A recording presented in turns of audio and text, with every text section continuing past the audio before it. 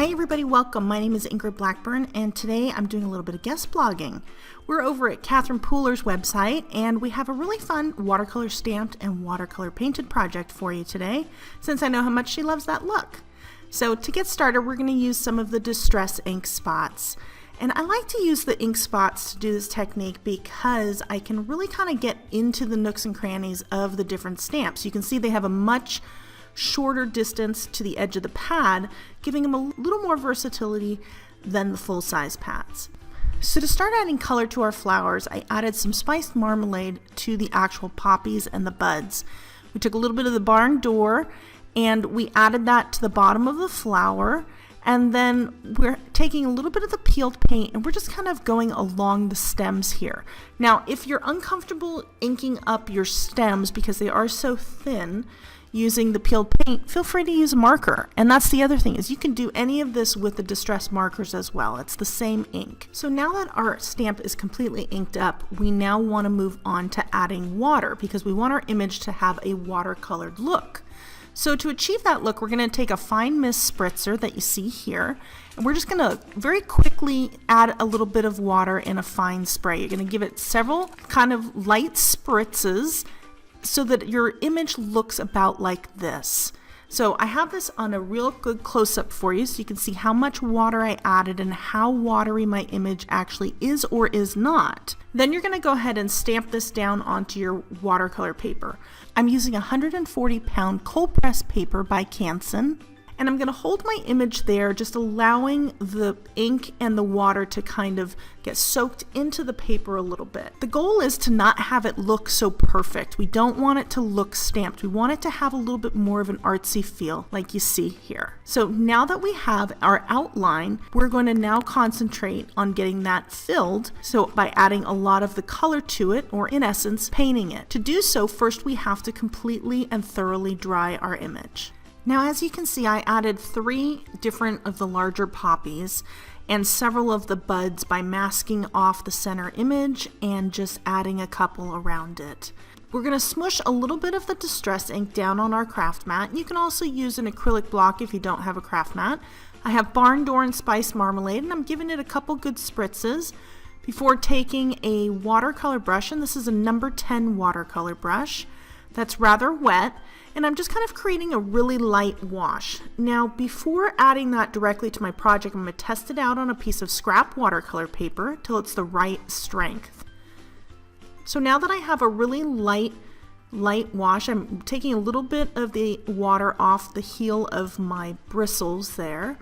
And then you can see that I'm just very loosely adding that to my image. I'm not worrying about losing any of the definition or anything like that. The goal here is to actually have a rather painted look, something that's a little bit more of a freer look rather than so perfect. We're just going to utilize the outline of the stamps and the little bit of definition that the stamps gave us to direct exactly where we're going to add our layers of color. As we move on to all the different buds and flowers, the key to remember is to keep your layer rather light. You can always make things darker by adding more color to your actual petals, but to take it away is a whole nother story. We're going to add some more of the light spice marmalade wash here to this middle size flower, as well as the bottom one. And then when we get to the poppies, we're just going to create a real light layer covering the whole thing. But before it completely dries, we're going to clean off our brush completely. We want to make sure that it's nice and clear on our little paper towel. We're going to make sure that that brush is a little bit drier and it's going to pull some of that water and color away from those poppies. Now, exactly where I'm laying it down is where I'm kind of, in my head, the light is hitting the poppy. So I'm going to have it come from the same direction all around on all 5.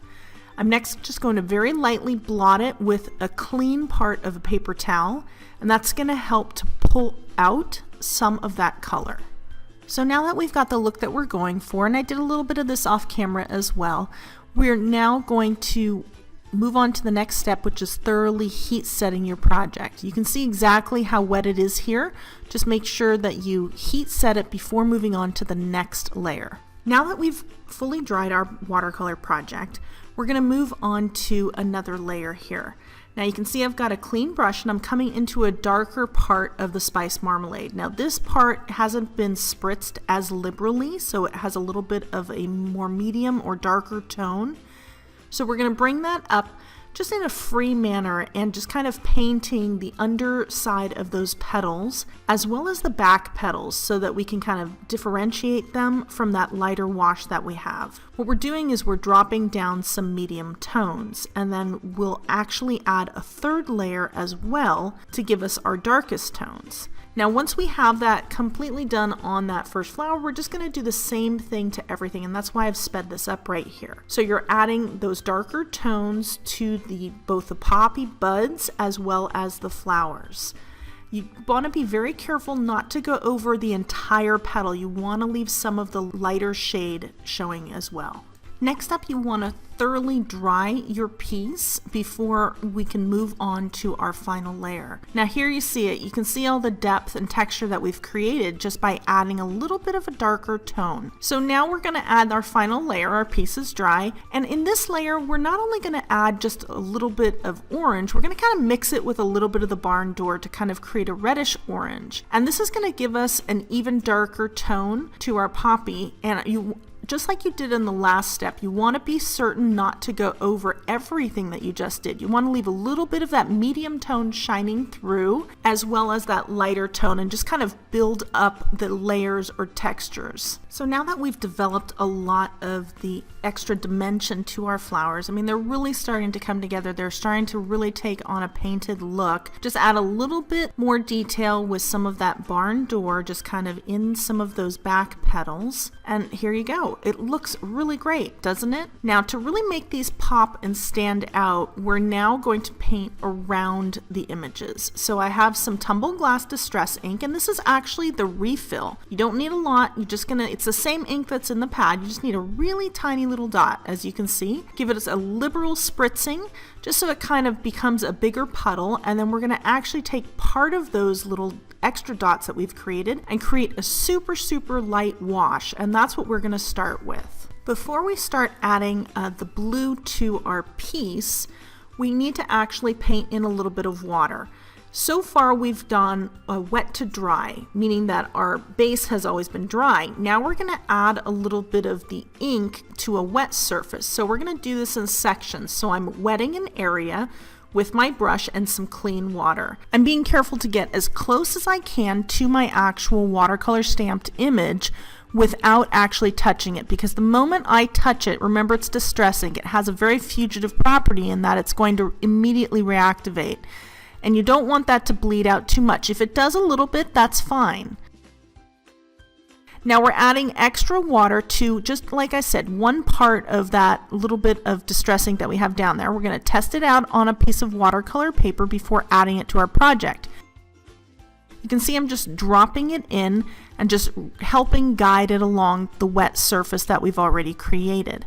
Now I'm going to keep the bottom of this project as well as the bottom right the darkest, and then as we go further up on the project, we're just going to kind of blend it out till the color fades away, just like with any other watercolor. Remember, you can start lighter as I did, and then later on you'll see that I'll add a little bit of a darker hue towards the bottom.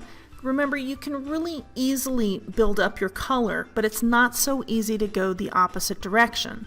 And then once you have kind of that depth of tone that you're looking for, you can kind of blend it outward so that you have kind of a fade. You know, you have the darker towards the bottom fading into nothing towards the top.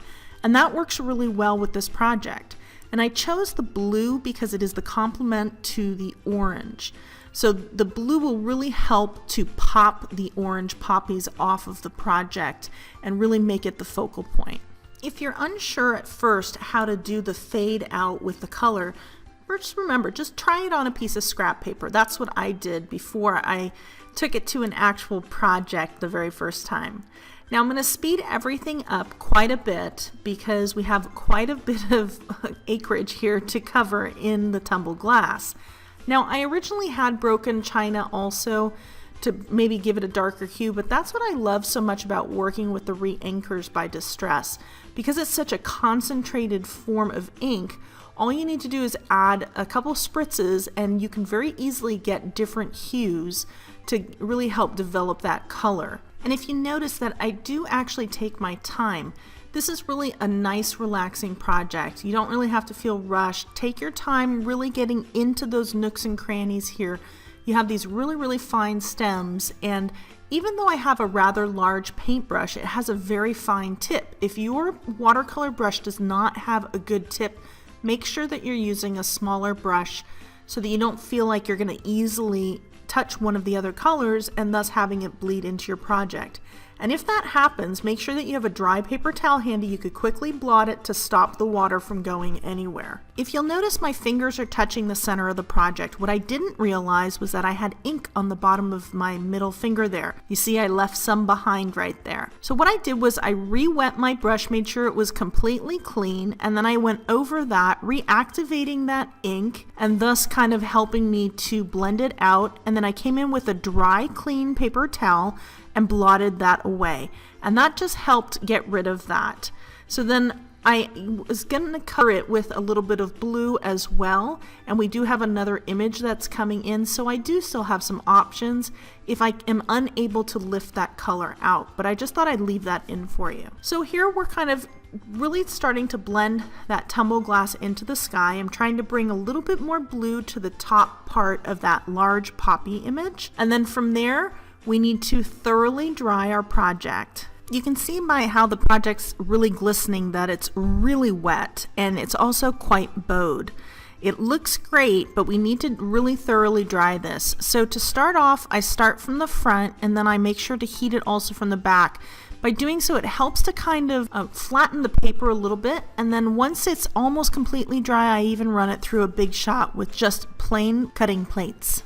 Sorry, my camera battery ran out there. We're next going to stamp a butterfly using the same technique, the watercolor stamping technique, and we're going to use tumble glass.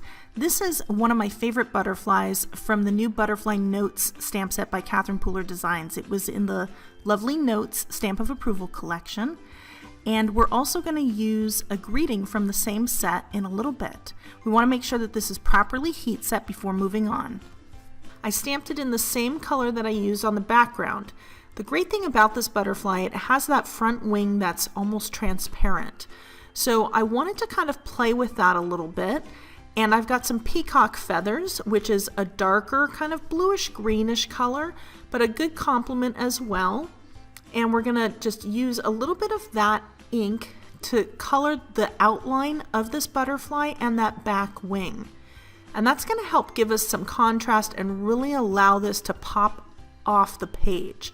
But by using the tumble glass and having that tumble glass background just shine through that transparent wing, it's going to be really beautiful. Now, you'll notice I'm using a much smaller brush. I'm going to actually use two smaller brushes here. I'm going to use a number 6 as well as a 000 for some of the finer details.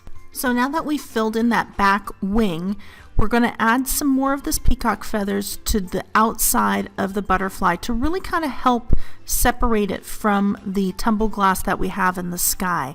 Now you can see I'm just going on the outline, and then we're going to take this 000, which is the smallest watercolor brush, and we're just going to really trace over those super fine lines that are in the transparent wing, just to kind of give them a little bit more detail and a little bit more of a punch, and so that they're not too transparent here.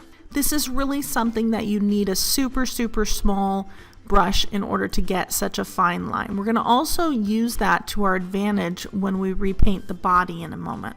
Just like with the poppies, we have a couple different layers of the peacock feathers on the butterfly. We're going to add that little tiny bit just to the edge of the wing to help separate the front from the back, and that really helps to differentiate it on the project.